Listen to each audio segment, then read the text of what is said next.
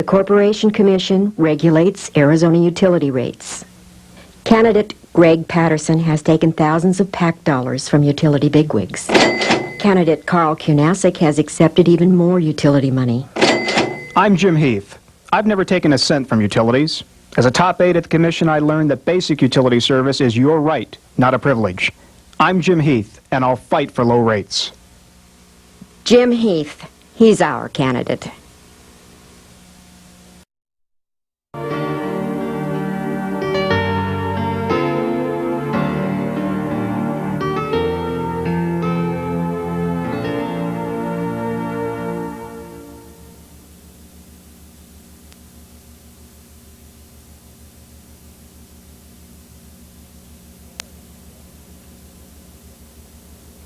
Hello and welcome to one of a series of Tribune newspaper's Public Editorial Board interviews with candidates for public office. My name is Jeff Bruce and I'm executive editor of the Tribune. Today I'm joined by two of my colleagues on the editorial board, Bob Schuster, who is the editor of our editorial pages, and Doug McEachran, who is our senior writer at Tribune newspapers. Today we're meeting with candidates for the State Corporation Commission. And they are, from my left, Debbie McCune-Davis, who is the only Democrat running. Doyle Vines, the Libertarian Party candidate, is not here at the moment. We're hoping he will join us. And we have three Republicans, Greg Patterson, Carl Kunasik, and Jim Heath. Welcome, gentlemen, ladies. Today's conversation with the candidates is taking place at Mesa City Hall in the City Council chambers. And it's being broadcast live over Mesa Cable Channel 11. Also, Dimension Cable on its valley-wide Channel 28 will be rebroadcasting this discussion at noon and 10:30 p.m. on September 1st. I want to thank you all for being with us here today.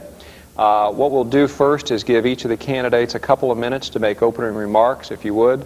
Tell us who you are, something about your background, why you're running for office. After that, we'll open it up to a general conversation. We'll start this way to begin with you, Debbie. Thanks, Jeff. My name is Debbie McCune-Davis, as you said. I've spent the last 16 years serving in the legislature from the west side of Phoenix. I've worked during that time on issues related to consumers, and that's my interest in the Corporation Commission, specifically making certain that the Commission remains consumer-oriented in the problems that it addresses. The Commission has the most direct impact on Arizona's families of any elected office that I'm familiar with. The governor recently is running for election on the basis of giving people a tax break. Well, I took a look at the tax break given this year and compared it to the 41% rate increase being requested by U.S. West. And what I discovered was that they are very much the same in the amount. The tax break amounts to about $67 per family per year for 70% of Arizonans, and the 41% increase for U.S. West comes to $62.50 per year. That's one element of one request that's before the Commission at this time. If those kinds of things are not looked at and accountability is not the rule at the Commission, I think consumers will clearly pay the price. Thank you. Greg? My name is Greg Patterson. I'm a legislator. I've been in the House of Representatives for 4 years. I'm also a certified public accountant. I have a degree in accounting from the University of Arizona, graduated there with distinction in 1985, and then served in the legislature as chairman of the House Government Operations Committee, which has many of the oversight functions of the Commission, and as chairman of the Banking and Insurance Committee, which regulates the other regulated or oversees the other regulated industries in Arizona. I think I have extensive experience when it comes to accounting, to understanding the numbers, to understanding what this office does. And what this office does is take a very difficult allocation of utility accounting and apply it to a very broad rate base in the most efficient way possible. Let me emphasize that the Corporation Commission is the only buffer that consumers have between themselves and a natural monopoly. And that natural monopoly can charge you anything it wants without a commission. And of course, we can have a consumer-oriented commission that can have rates set, for example, at 0. Well, obviously that doesn't work in the long run. We need a balance. And I think I'm one of the people who can help strike that balance because of my accounting background. I think the current commission has struck that balance so that the rates are too high. I think they've made some mistakes in the past. I think they're inefficient. I think the rates that you pay are too high because of inefficiency at the Commission. I'd like to be able to get in there and take care of that. Mrs. McCune-Davis is right. Utility bills are extremely important to Arizona's families, and keeping them as low as possible is critical. Thanks, Greg. Carl?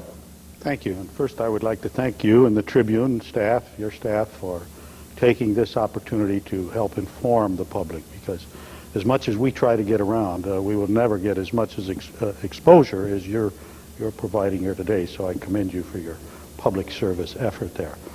I am Carl Kanasik, and I am a longtime resident of Arizona. I have lived here since 1961. I moved here after graduating from college and pharmacy school. After serving my country in the military, I decided that Arizona was a place I wanted to live because of the lifestyle and the kind of living that Arizona had and where I wanted to raise my family. I went to work as a pharmacist, eventually bought my own drugstore right down a block away from where we're sitting today. And I worked there serving the public for the next 20 years. I owned that for 17 of those years. During that time, I was asked by my customers and citizens of Mesa to run for the legislature, which I did, and I served in the legislature for 16 years, 10 years in the House, 6 years in the Senate. My last term, I was Senate President. After that, I was called upon by President Bush to head up a federal agency, which I took the job on and spent 4 years as the commissioner for the Navajo Hopi Indian Relocation Office. During that time, I was able to reduce the budget from $31.2 million to $26.9 million. These experiences have prepared me well for the challenges of the Corporation Commission. What are those challenges? Those challenges are one of inefficiency and failure to look at the future. By the inefficient operation that's going on over there, the consumers are being disserved. We must change the way they do business, shorten the time frame that they take to rule on a rate case. It takes longer in Arizona to rule on a rate case than any other state in the nation. Any other state in the nation takes longer on water utility rate cases, 13 months. I would like to institute a change in the way they do that by instituting a two-tier system. 2 tiers for the small company, 1 tier for the small companies, so it's an abbreviated application process, which reduces the time and the money that the utility company must spend to get that case prepared. More importantly, it saves the taxpayer money because it reduces the staff time at the commission that they would use to review that smaller case, freeing up that staff to look at the larger cases and thereby shorten the time frame. I would like to institute a save-through program so that savings that occur to the utility company, which are outside the control of the utility company, can be passed along to the consumer in a much quicker and mandated form that they're not done today. The area of securities, in the Securities Division, I would like to fortify and speed up the investigation of complaints in securities so scams cannot be continued in Arizona, which are taking the money of our elderly, of our young people, and running away with it.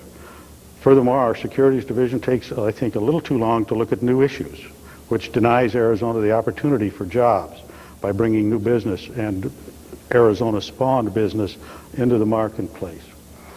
I would like to look at the future, because the future of the Commission is going to look far different than the Commission of today. That's going to be dictated by changes in technology and by the increased competition. My history is one of fostering competition. I wrote the Access Healthcare Program, which is the first healthcare program in the United States whereby doctors and hospitals had to bid on business, not just produce a bill and get paid for it. Competition is the best thing that can happen, and when that comes, the Corporation Commission Utility Division will have less work to do and can spend more time on those securities issues that I spoke of. My background, my accomplishments, my record at the Corporation Commission will be able to address all of those issues, including the future, where we're going to have to make some very careful changes and implement very careful policies to adopt to the coming changes in technology for the future of electric rates, telephones, and so forth. I can do the job. I have a record of proven record of doing the job. Thank you. Thank you, Carl. Jim. Well, good afternoon. First, I'd like as well to thank the Tribune for sponsoring this forum. I had an opportunity to watch the Secretary of State debate about a couple hours ago, and boy, that was a barn burner. So hope we can provide the same excitement here this afternoon. But nevertheless, my name is Jim Heath. I grew up in Arizona, went to Taylor Elementary School on the east side of the state. Then we moved over to the west side, Lake Havasu City, where I went to high school, and went to ASU and worked at the Corporation Commission in the Phoenix area. I've been involved in the Republican Party.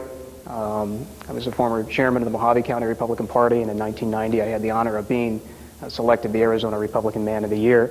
I have worked at the Corporation Commission. The only candidate running on either side that's actually worked at the Corporation Commission. I was Dale Morgan's administrative assistant. And while at the Commission, I completed the National Association of Regulatory Utility Commissioners program, the NARUC program, which is recognized nationally as the leading symposium on utility regulation. And for the last year and a half, I've served on Governor Simonton's Regulatory Review Council, where we deal with all the rules and regulations of every state agency in Arizona. I'm running for the Corporation Commission not only because I'm familiar with the agency, I know what the agency is all about and have experience working at the agency, but because I believe rates is the fundamental issue in a race for the Corporation Commission. I believe that basic utility rates should be low and affordable. And I, quite frankly, with all due respect, I believe it's time for the Republican Party to get not only on the side of taxpayers in the state of Arizona, but on ratepayers as well. Besides Commissioner Morgan, we're 0 for 5 in this race. Mr. Borazan lost, Mr. Humes lost, Mr. Gibney lost, Mr. Castillo lost, Mr. Freestone lost.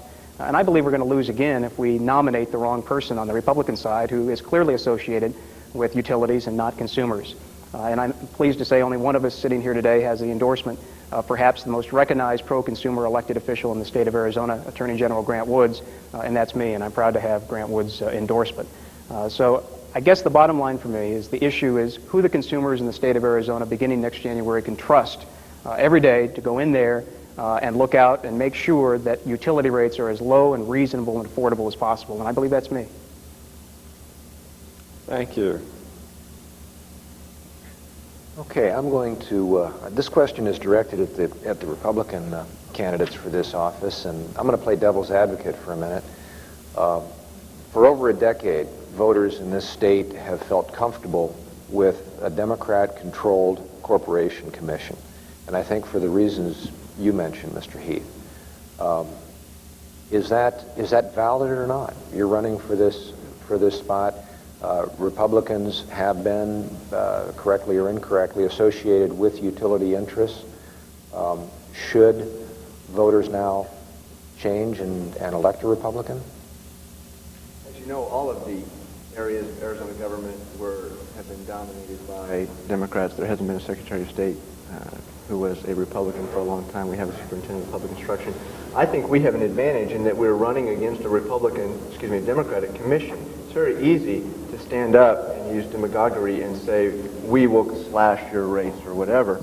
However, we have a current commission dominated by Democrats who consider themselves consumer-oriented Democrats, and yet rates are too high. Cases are too inefficient. APS is the best example. APS came in 3 years ago and asked for a rate increase.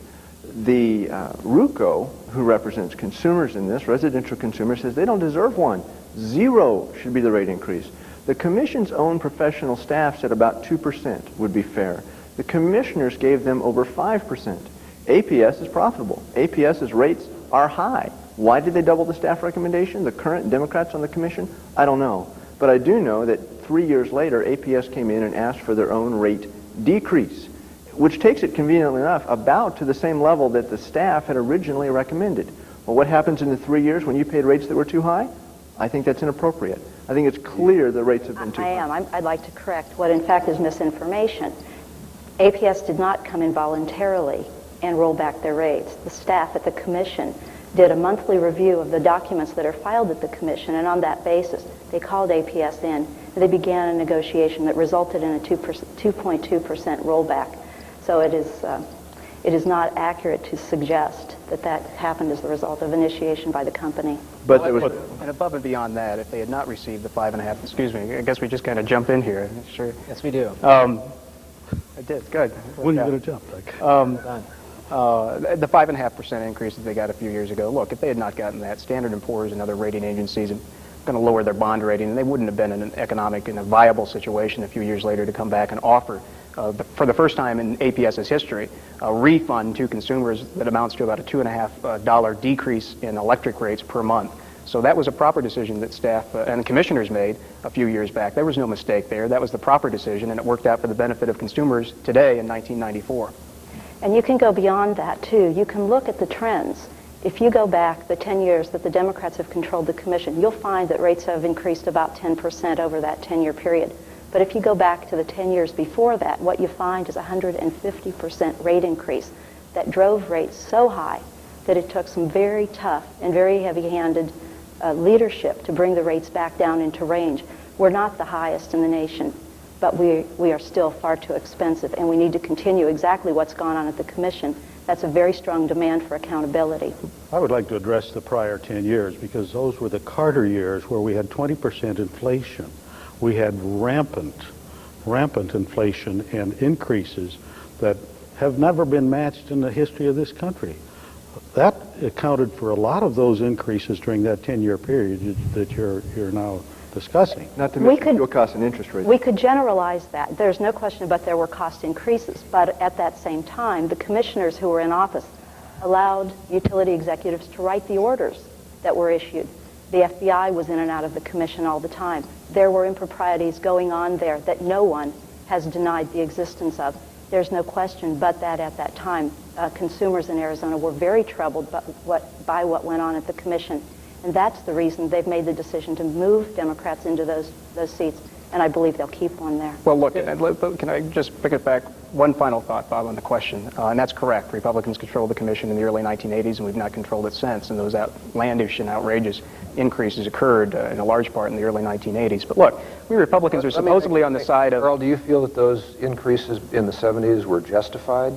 That it was strictly inflation that drove those? I was not even a student at the commission in the 70s, Bob. I was in the legislature at that time, and I must admit, I didn't focus much on the commission. I didn't study their rate cases. I would say that perhaps some of them were, and perhaps some were not. But I do think that a large part of those increases, whether they were justified or not, were due to the severe inflationary pressures that our entire economy was under at that time. Oil, for an example, we had fuel costs going through the roof. We had interest rates at 20%, CDs paying 21, 22%. The utility companies had to pay those same interest rates, and those same interest rates are a legitimate cost of doing business, which are passed right on through to the consumer. So some were justified, I'm sure, and equally as certain, perhaps, some were not justified. Can I just one more opportunity here to try to answer the initial question. We get into battle, again, 5 straight losses. Besides Commissioner Morgan, we're 0 for 5. We carry a lot of baggage as Republicans. We're usually viewed as being on the side of big business. We're being viewed on the side of utility executives, utility CEOs, and not on the side of ratepayers and consumers. And there's a problem with that because we Republicans champion taxpayers. We believe that government is there to provide a service, nothing more, to provide a service, and therefore we should try to keep taxes under control. I don't know where the great conflict is with Republicans saying that utilities are monopolies. They're not competitive, they're monopolies. They're there to provide a service, have them provide a service, and let's try to keep rates under control. If we nominate somebody in 1994, once again, who's taken a lot of utility PAC money in prior campaigns, clearly associated with utility companies and utility CEOs, who has sponsored anti-consumer legislation, so much anti-consumer legislation actually to be hanged in effigy on the steps of the Capitol, and somebody who voted against RUCO, voted to dismantle the Residential Utility Consumer Office, the very agency that represents consumers before the Corporation Commission, I dare say we're going to be 0 for 6. And that's why I believe my candidacy offers something new for the Republican Party and a new direction for Republicans running for the Corporation Commission. You're talking about whom? I kind of threw it all. I kind of threw all in there. It was one big hypothetical candidate. So. Hypothetical. No one specifically. I believe Mr. Kanasik in 1987 voted to dismantle RUCO, and Mr. Patterson sponsored a bill less than 2 years ago. We could get into that. We have disagreements on that. Let's do. We will. That bill would have 2513, I believe it was, would have stripped the Utilities Division Director out of the Corporation Commission, would have removed the Legal Division, put them over in the Attorney General's office, would have removed the hearing officers, the people that hear the rate cases before commissioners, would have taken the hearing officers and placed them under the control of the Department of Administration. Clearly the most anti-consumer, AARP to quote, called it the most anti-consumer piece of legislation of the year. And it resulted in Mr. Patterson being hanged in effigy on the steps of the Capitol, not by one, but a dozen representatives of consumer groups, particularly senior citizen groups, AARP, the Taxpayers Association, among others. Greg, it does seem odd for you to be coming here and speaking as an advocate of consumers, but defend yourself on Well, let me start with every time Mr. Heath mentions that, I've had to correct him every single time on one increment. Originally, he said I was hung and burned on the steps of the Capitol. And I said, well, in polite company, it's hanged. And then later I had to say, no, I wasn't burned. And now I'll say, Jim, there are no steps at the Capitol. You should go there sometime. But either way, I did a series of bills that I will still stand by as bills that are very difficult to explain in 15 seconds, and yet at the same time are excellent bills for the Commission. Now, I have always been, it's kind of funny, Jim mentions, when will we have somebody who is an advocate for the taxpayer and an advocate for the consumer? I am. And the reason is, I believe there is absolutely no role for limited government at the Corporation Commission. There are plenty of arguments for limited government throughout the rest of government programs. And I've been an advocate for limited government. Greg, I understand that those bills were drafted by the director of the small water companies, that the very bills you're talking about were drafted by the regulated companies. And if that's not the case, please clarify that now. I don't think that's the case. I received them. Interestingly enough, I was in an interesting position. I was vice chairman of the House Government Operations Committee. They were originally going to go through natural resources. That changed. They sat on the chairman of Natural Resources desk for a month. I eventually picked them up. Let's talk about a couple things on how good those bills are. The water pass-through. Good example of when we lower taxes. You did an amendment that said if we lower taxes, they should go directly off utility rates. That's clearly unconstitutional. It needs to be the Commission that has the power to do that. I sponsored a bill that said the Commission should have the power to raise or lower rates based on outstanding circumstances if they're out of the control of the utilities and if the Commission wants to. Hearing officers have to render independent decisions in the Commission and serve at the pleasure of the commissioners. From the reports I hear, they're under a tremendous amount of stress. Well, what difficulty is it to say they can't be fired? That they can do the exact same job they do now, different boss. A boss who can't fire them. There should be a separate agency of hearing officers in Arizona. There is in other states. What is wrong with making sure the current commissioners can't fire their directors? Well, I'll tell you. Debbie's snapping at the bit over here, and then Jim. Yeah, it's essentially problematic because it's the regulated water companies who objected to the form of regulation and came to the legislature asking for relief. The Commission has the constitutional authority to do what they need to do in terms of pass-throughs or lack of pass-throughs. Not without a hearing. And they do that, okay, but they do that because they have to determine fair value. That's what the Constitution says. You can legislate and legislate and legislate, but unless you convince the public that the authority in the Constitution should change, all of what you've done is a sham. Well, let me just add this point. Again, having been the only one that's actually worked at the Corporation Commission, I know the hearing officers there. Jerry Rudabaugh, the chief hearing officer, and the rest of them are terrific people. Don't forget the ex parte law that's involved at the Corporation Commission. Once staff gets involved in a rate hearing, you can't communicate with staff, you can't work with staff, you can't ask staff for answers, and you can't ask them questions because of the ex parte law. Who do you go to? You go to the hearing officers. You develop a rapport with the hearing officers, ask them when you're sitting in on hearings, and then afterwards, what's going on? How are you reading this? How does this fit into past rate hearings? And so you develop a rapport with your hearing officers. To my knowledge, no one has ever been fired as a hearing officer in recent past history. No one's ever been pressured. And you have a great rapport. It's to a commissioner's advantage to have a very good rapport with hearing officers because they're there during the entire process, sitting in on the case, hearing from RUCO, hearing from the utility, other interveners, and staff. And they're the ones you communicate with. So all of this talk about political pressure and putting in a different agency, that bill was designed for the governor, quite frankly, if we want to get right down to the nuts and bolts of it. We have two Democratic commissioners. Instead of running credible candidates who could defeat them at the ballot box, we decided we were going to strip the Utilities Division Director out of the Corporation Commission, put that individual under the direct control of the governor, and then put the hearing officers under the Department of Administration, which, lo and behold, the DOA Director is appointed by the governor. So this was just a way to circumvent the powers and the authority of the Corporation Commission. The way to solve these problems, if we think there's a problem, is to run credible candidates for the Arizona Corporation Commission and let them do the job working with the hearing officers. Okay, I'd like to ask a question directed at Debbie, if I may, and that is, this is of course a three-member panel. The two members that are going to be left on this panel are both Democrats, as has been the subject since we started here. Isn't it important to strike some kind of balance on this three-member commission? You would make it a complete Democratic panel. Isn't it important to have some sort of devil's advocacy here at least? I think that the input that comes to the commission comes through the rate hearing process. And I think that the people who sit on the commission have to assess that information independently of each other and make a final decision. So I think balance is less important in this area than it is in the legislature, where you have direct representation of a population based on numbers. The thing that's changed this year with the commission is basically the adoption of term limitations. With term limitations, because of the language we adopted last time out, whoever's elected this time will serve one 6-year term only. So the idea of looking at a coalition and developing a comfort with that is a false sense of security, because by the time this commissioner completes their term, it is most likely that that coalition will no longer exist. You have to look at the individual independently, what they bring to the job, and what they will carry through in the 6 years. That's why the record is so important. Even here right now, though, among Republicans, we're hearing that the consumer is going to have a voice if you vote for me. What about the business person? What about the corporate interest, if you will? They do have some legitimate concerns here, after all.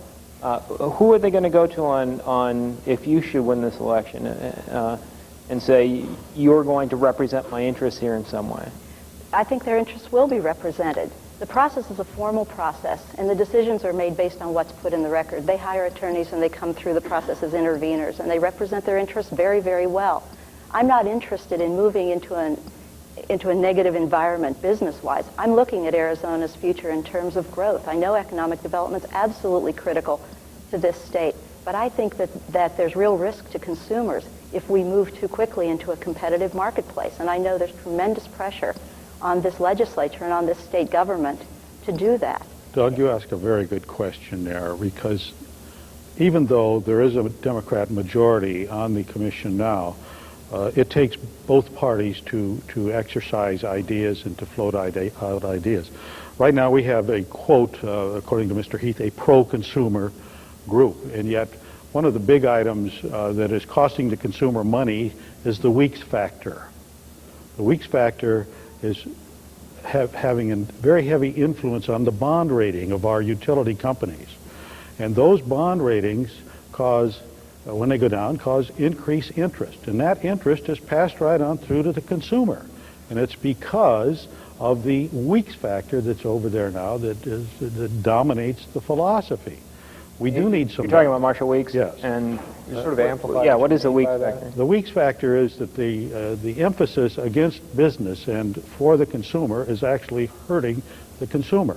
If you do something good for the consumer, you do something good for business. Well, I think we need to distinguish, don't we, when we talk about consumer? Businesses are consumers. Businesses are big Everybody's consumers. a consumer. Everybody's a consumer. When you say that, when you say business, then you're really talking about the utilities that are regulated?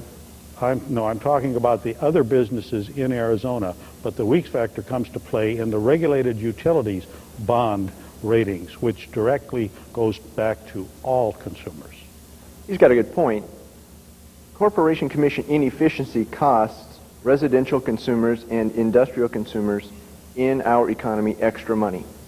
Inefficiency doesn't mean it's a balance between we're going to make the businesses subsidize the individuals, which they also do, but the fact that the utilities have low bond ratings because we have an unpredictable utility market, or what's considered to be an unstable regulatory environment, means they pay more for interest rates.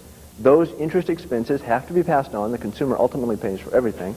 Those interest expenses are passed on to the consumer. If you take twice as long to do a rate case as you should, you still have the ultimate power to choose the right number. But if you take twice as long as usual, who pays for APS's lawyers? Who pays for the CPAs who are involved? Who pays the budget of the commission? The same guy. The taxpayer through one bill and the utility payer through the other bill. And it's the same guy. You know, I think most folks find what the Corporation Commission does pretty bewildering. Sure.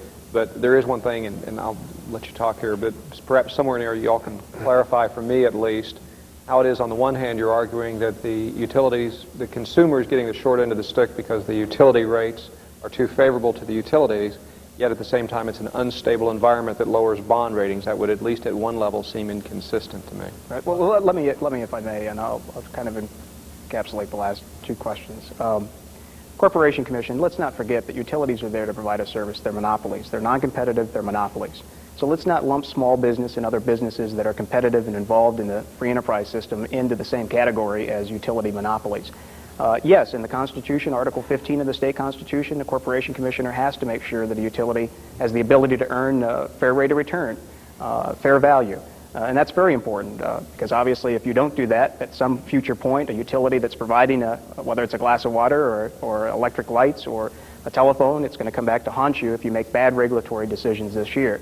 But the bottom line is that these utilities are there to provide a service, and you reward them through innovation and efficiency, but you keep in mind that they're there to provide that service and that the basic rate of providing that necessity, again, whether it's a glass of water or the dial tone on the phone or access to electric light switch, that basic necessity should be as affordable as possible to all consumers and all citizens in the state of Arizona. That should be the goal of any commissioner and the goal of the Corporation Commission, in my opinion. Jeff, one thing that I learned long ago in business, because I was in business long before I got in the legislature, the consumer pays for everything. Businesses don't pay for a thing. Businesses collect taxes and submit those taxes to the government. Consumers must pay for everything, whether they're higher interest rates, higher taxes, a higher telephone bill, whatever the case may be, consumers pay for everything. That's a reasonable general premise to apply to business, but it doesn't work when you look at the Corporation Commission. Should consumers pay for the first-class airfare of utility executives? If you follow your Absolutely theory, not. You deny that to be included in the rate base. Those things are costs that should not be picked up by the consumer, and it's the Commission and their hardline attitude that's made certain that those costs are not passed on to you and I. They have to follow the same kind of rules as executives as the rest of us have to live by, and I think that's fair, and that's the kind of thing I want to see continue. Bob, we can get to the heart of this just looking at this year, 1994, a bill that was sponsored in the legislature, House Bill 2099, which in effect is going to allow utility companies all across the state to automatically raise the rates if the Corporation Commission fails to complete a hearing within a certain amount of time, whether it be 6 months or 9 months. That bill is opposed by AARP, the Sun City Taxpayers Association, about every editorial writer in the state, including the Tribune, which made good comments on the bill.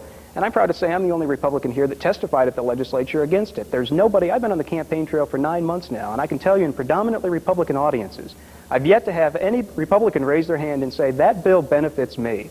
We should allow, look, the Corporation Commission, if we get loaded up on utility cases, if U.S. West and APS and 100 small water companies come filing in at the same time, and you expect a limited staff of about 80 or 85 people to complete all of those hearings within a certain amount of time, or rates are going to go up, that somehow benefits consumers, I think that's crazy, and I think that's going to be a real albatross around the neck of one of my opponents if they win the nomination in just a couple weeks. And correct characterization of the bill, and you can characterize that bill if you want to, anytime you want to.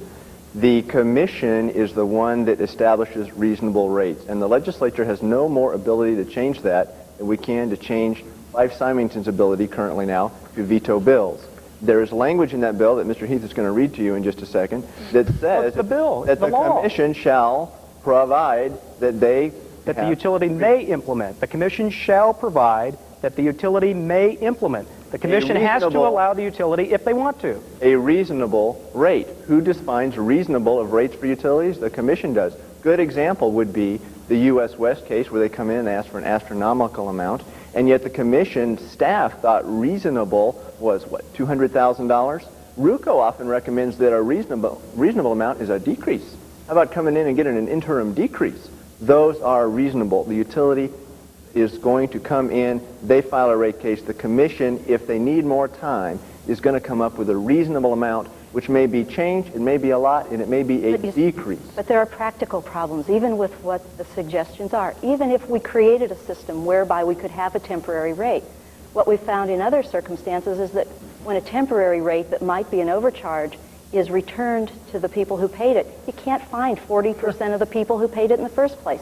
So they get socked for the overcharge. Yeah, the refund part, it's just... Yeah, the refund crazy. becomes a joke. So the remedy that gets offered for the problem that gets created by what in fact is not a real problem ends up being much too complicated from the consumer's point of view. The problem being that the rate hearings take too long. Yes. The rate hearings take That's too long. exactly right. And inefficiency is a red herring in this race anyway. And that is It just exactly... means you get rate increases quicker. That's what inefficiency means. That is exactly what prompted the legislature to take action, was that inefficiency.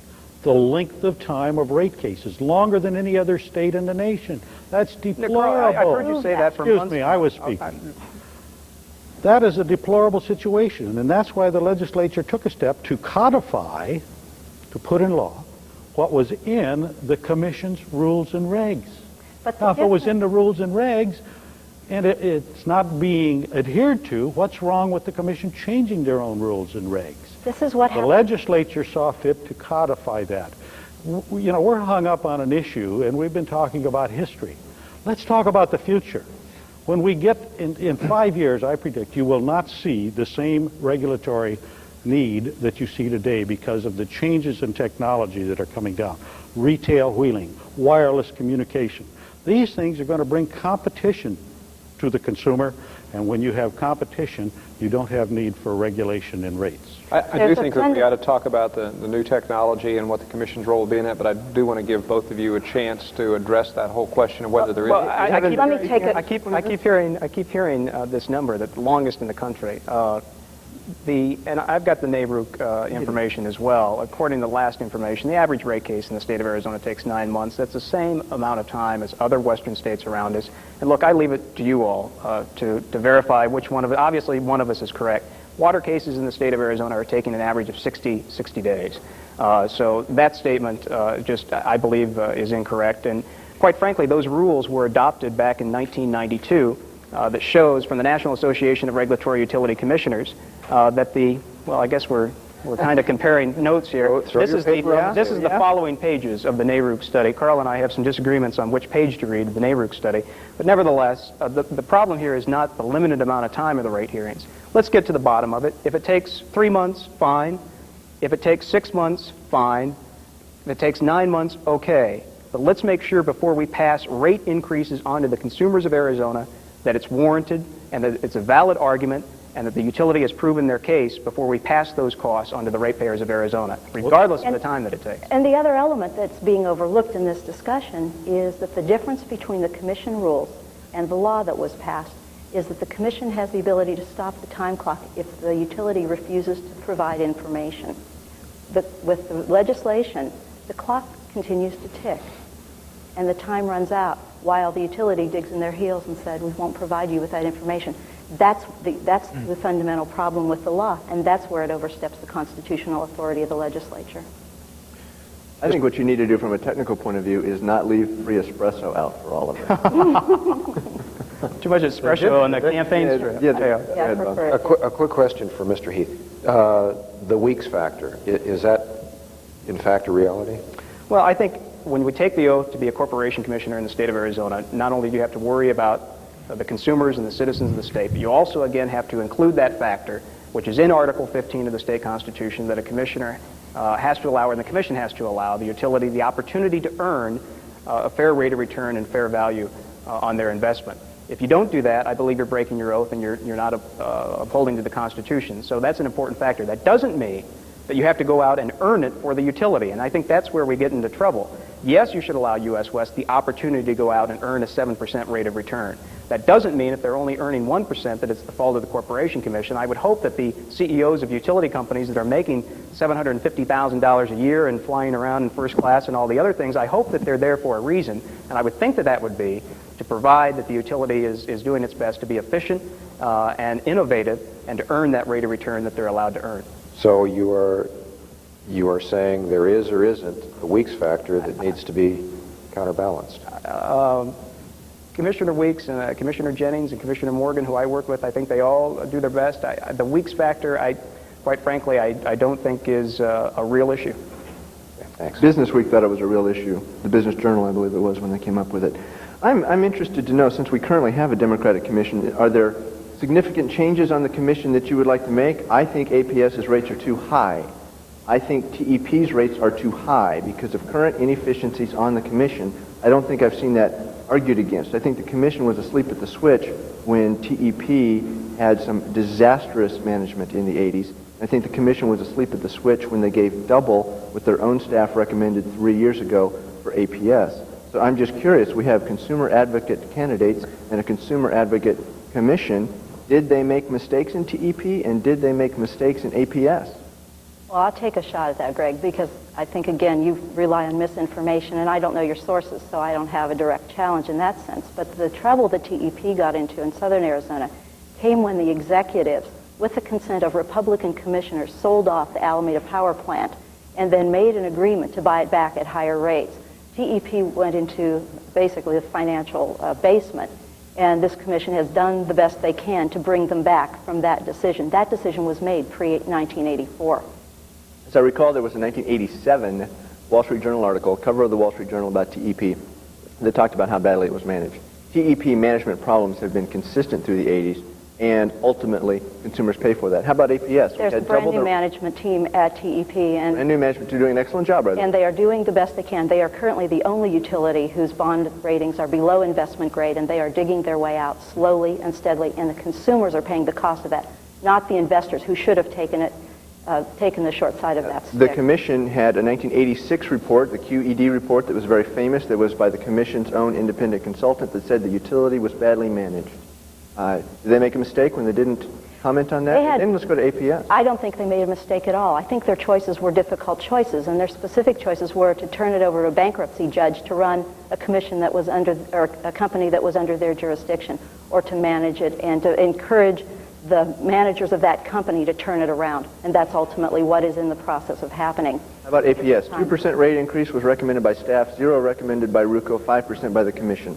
Why? Especially when they come back later and say, they offered a settlement. You can come back in on who said they should do it, but there was no hearing there. APS came in and offered a settlement, said our rates are too high and need to be lowered. The Commission gave them that rate. Was it too high? I think so. Well, again, I wasn't there. I didn't have the opportunity to view the information from an impartial perspective, so I'm not going to give you a response to that. I can tell you that what happens in that process is they attempt to define fair rate of return. They attempt to make certain that the utilities are left in a financially healthy condition because they have to be able to draw investment dollars. We're back. I did make that, and the bond rating involved there on APS. And boy, I tell you, Espresso, it has been running a little bit rampant. This is more exciting than the Secretary of State's debate, and I'm glad about that. Kind of surpassed Furman and Rios and the rest of the gang. That's good.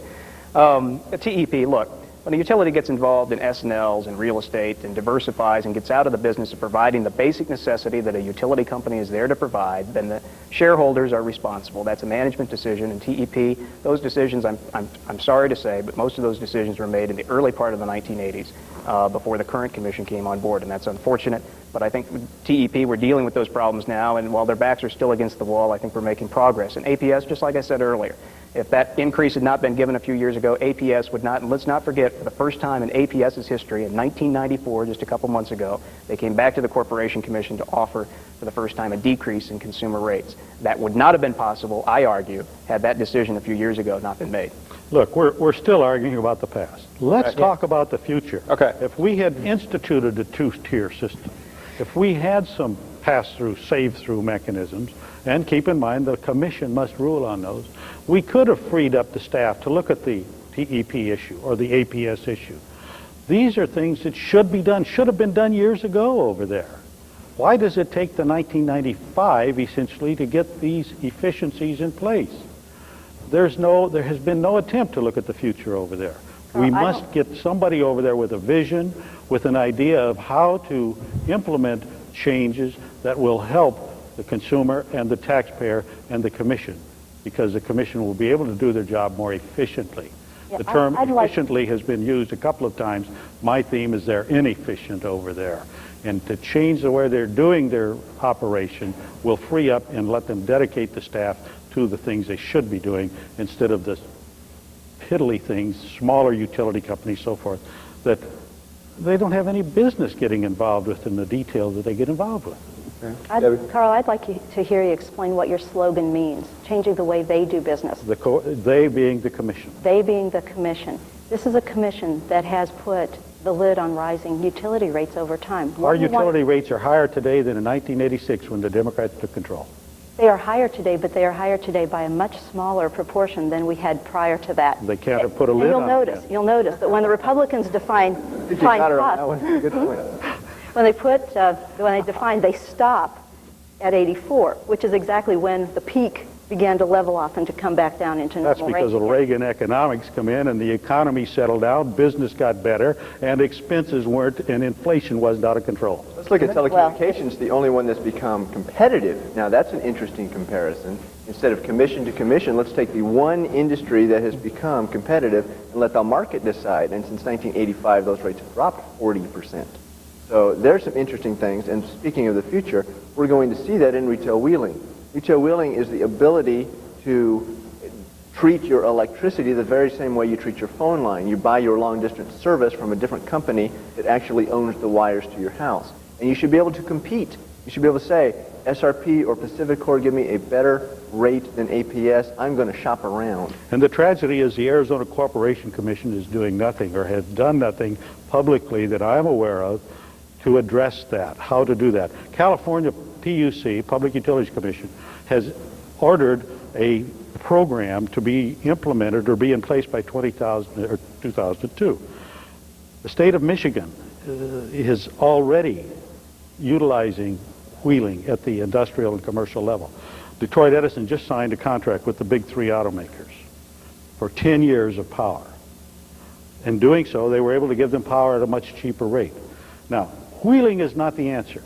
We must take steps to protect the consumer in the wheeling, because what will happen is, what we see has happened in Great Britain, is the large producers who can produce it very efficiently, very cheaply, can go to a single user, the Tribune, and they can say, you sign us a contract, we'll sell you electricity for X percent below what you're paying the city of Mesa now. You're going to go to them. And with wheeling, that is possible. What is the long-term effect of that? Without proper implementation, the consumer ends up with no one but the high-cost generators to buy from.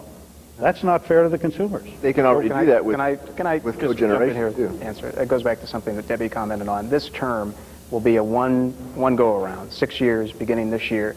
It's one time around. And I believe we have touched on the two big issues for the next commissioner during the 6 years. Retail wheeling and telecommunications. When I announced my candidacy last October, one of the first things I called for was a development of a telecommunications task force within the Utilities Division at the Corporation Commission, because right now, of the 255 some employees at the Commission, only 2 are full-time experts on telecommunications, and we've got to get on top of that issue. And none of the 3 commissioners, Commissioner Jennings or Commissioner Weeks or Commissioner Morgan, serve at the NARUC level on a telecommunications committee or subcommittee, and I believe it's important that we get into that issue, and retail wheeling is the same way. But the bottom line with the Corporation Commission, and what I try to always bring us back around to, is that day-to-day rates, protecting consumers in the state of Arizona, concerned about their water bill, their electric bill, and their telephone bill, that's not going to go away. And who's going to be there looking out for the rates of Arizona consumers, and what is our philosophy in dealing with people's rates? And I think you need to look at retail wheeling from a slightly different perspective, too, because there's tremendous pressure right now on regulators to move quickly to bring retail wheeling into the marketplace. It's interesting that Carl mentions Michigan and California. Michigan, it's the auto dealers who have demanded it, that they've demanded to buy the cheap power out of the system. In California, it's a governor who's in bad shape for re-election, who has an appointed Public Utility Commission, who has taken the position to force wheeling into the marketplace. Competition is not necessarily a bad thing, but if you read the economic development market or documents coming out of California, what you see is that they intend to shift the cost from the industrial and commercial users to the residential users to create a more positive economic development market in California. In Arizona, where would the authority lie to permit wheeling? Would it be at the Corporation Commission or at the legislature? It's at the commission. at the corporate, and that's a nice thing about it, because we do have a constitutional regulatory agency. I think we're one of only 11 states that actually has And it's constitutionally mandated corporation commission with statewide elected officials. So It's luckily, inaccurate they to do say that. they've done nothing. They've opened a docket on competition, and they are beginning to gather information from all over the... Let's talk. The converse of that is they can stifle competition Greg, also. do us a favor quickly, though. We forget sometimes that we have a general audience here. Explain what retail wheeling is. Retail wheeling is the ability to treat the lines that deliver electricity as common carriers, and gives you the ability to shop around, find the carrier who finds the cheapest rate, and they will put electricity into the system that you can buy. And so it's the absolute competition in the distribution of electricity. When you buy a refrigerator, you don't say, gosh, can Price Club or Sears get it to me? They're all using the same roads, and you just choose your refrigerator based on that. We need to change that into electricity, just like we have with telecommunications. Going back to Jim's point about we need somebody at the Commission for Telecommunications, that's about 15 years behind the curve. Of course we do. I mean, that revolution is dang near over. It's been in progress since the early 80s. I want to ask everybody here, is there anybody who doesn't want utility rates to be as low as possible and want the consumer to be protected as much as possible? No. Does everybody believe that we could set the rates at zero and in the long run that wouldn't work? Well, I'll tell you, when you It's a sponsor a balance. bill to pull the thing apart, and that results in being hanged in effigy over that piece of legislation, which results in AARP calling it the most anti-consumer legislation of the year, I find that we're all jumping on the consumer bandwagon here, and as a Republican, I'm glad about that, but it's been a long time coming. I've been out there for 9 months talking about these issues, and now all of a sudden we're hearing consumer. And yet we've got all kinds of utility PAC money, and we've got a bill sponsor that resulted in being hanged in effigy. I don't buy it either. Your campaign? Yes. It was a I don't dozen buy it consumer either, groups. Greg, and the reason is I've worked with you at the legislature. You had an opportunity when you were chairman of Banking and Insurance Committee to do something for consumers, and you didn't deliver anything. We had a hearing in that committee where one of your colleagues, and in fact your co-chairman, asked you to bring some insurance executives in to explain how insurance rates were being structured in regard to auto insurance, just exactly at the point where we were about to reenact mandatory insurance. And that entire hearing was a joke, because you brought 3 people in, each of whom stood up in sequence and said, oh, you want to know about rates? Well, that's good. I'm the wrong guy from the company to explain how rates are done. We had the department there on overall views of rates. Consumers. We can talk about consumer protection, and that's what we want to do. All of us want, and here's the philosophical difference, all of us want to protect consumers. The question is, how do you do that? The way you do that is manage the return that a utility company gets as efficiently as possible. Set the rates too high, consumers obviously lose. Set the rates too low, consumers obviously lose in the long run. TEP is a good example of that. If you set them too high, APS is a good example of that. I think it takes somebody who understands utility accounting and understands the costs associated with running a utility, being the hearings, for example, being interest rates, for example, can keep those costs as low as possible and make sure those savings are passed on to consumers. I think there's a bigger picture here. There's 25 out of 200 employees or so at the Corporation Commission. There are 25 full-time accountants. I don't think we're running to be accountant here. We're running to be commissioner. And regulatory philosophy and how we view utility monopolies and the consumers of the state of Arizona is the broader, bigger picture for commission candidates. And so I just throw that out there because I'll tell you, we've got to run on our record. There's a record for each one of us. We've all staked out positions. And eventually in November, we're going to ask the people of Arizona to support us and to trust us, beginning next January, to be there looking out for their concerns every day. And I'll Not take Greg's challenge. I do have contributions from people who are known consumer advocates around the state, and I'll have many more before this race is over, including the one who participated in the hanging Greg in effigy because of his bad record.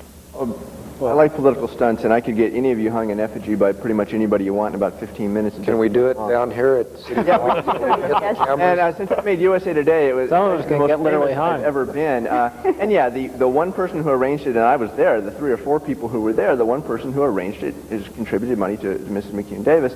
And they, interestingly enough, not only did they not know about the bills or really my record, when you set something up like this, you have to be more efficient. They hung me in front of the Senate. I'm not a member of the Senate, but that's okay. Senator Patterson is one they inadvertently hanged in effigy in front of the Senate, but it did have my No, that's where the Well, press that's room is, unfortunate. Greg. That's unfortunate that anybody got hung in effigy. I just think that we've really not focused on the future. The job doesn't require a CPA or doesn't require a pharmacist or a homemaker. It requires someone with vision, someone that can look at the future, who has a track record of looking at problems, solving problems in Arizona. I'm the one that brings that to the table. And we can get back to the the indigent health care program. Part I one or solved the two. mental retardation problem. I solved the floodplain development problem. I have a record of solving problems and bringing solution and working with all people. Do you guys have a second question, or is the first one longer? Well, I'm afraid we're going to have to take a break in that line of questioning because of the exigencies of time. I guess all of us were wondering. Yeah. That's like retail. That's very good. Yeah, Or externality. Did you use that in other forums or just the Corporation Commission? Yeah, actually, we were afraid. Agencies of retail. I think most of us were wondering whether or not this would be a lively discussion or not. Little did we know how exciting the And you know less affairs now, of is the that it? Corporation Commission could be. As we promised at the outset, we want to give each of you an opportunity for closing comments and advocacy for your candidacy. We have a little less than 5 minutes left, so if you could try to contain your remarks to about a minute, I'd appreciate it. And as we started this way, we'll start this way with you. Well, once again, I'd like to thank the Tribune for the opportunity, and for the people of Arizona. I've been out there in the campaign trail for 9 months, and it's been I don't know how it's all going to shake out in 2 weeks, but it's been an interesting opportunity, and I respect my opponents and everybody that's been involved, and I just want to thank everybody for allowing me to be part of the process. I am the only candidate that's actually worked at the Corporation Commission, serving as Commissioner Morgan's administrative assistant, completing extensive regulatory training while at the Commission. I believe I have the credentials to hold the office, and at the same time be the one Republican who has not accepted utility contributions, who's been a pro-consumer candidate from the beginning, who's opposed anti-consumer legislation, and who has the endorsement of Attorney General Grant Woods. I'd like the opportunity to represent the Republican Party and to be the one candidate that I believe can defeat Debbie over there, as nice as she is, in November, and go on to represent you in January and try to keep your utility rates as low, reasonable, and affordable as possible. Thank you. Thank you. Carl? Thank you, Jeff. I ditto on the thanks that Mr. Heath, to you and your staff for putting this on. My track record is clear. My service to the people of Arizona is an open book. It's out there for everyone to see. The accomplishments I have made in business, the accomplishments I've made in the legislature are well noted, are in some cases nationally recognized. I can bring that kind of problem solving to the Commission, and I will bring that problem solving ability to get everybody together so that when we come out of the room, we're all in concert. We're all together for the benefit of the consumer. I'm the one that can go to that job and get the job done. Thank you. I want to take a minute or so and congratulate Carl. And the reason is that Jim has been beating up on him for, and me too to a certain extent, but mainly Carl, for month after month after month. And Carl hasn't taken the opportunity to really attack back. I mean, we talk about backgrounds, but Jim attended ASU and then dropped out, and attended University of Phoenix and dropped out. And the NARUC course you talk about took a week. I mean, it's a seminar. It was a nice seminar. It's a good seminar. Either way, I would like to say Carl hasn't responded to that, and that's probably a congratulatory thing on your part. My background, I'm a CPA, and that is important.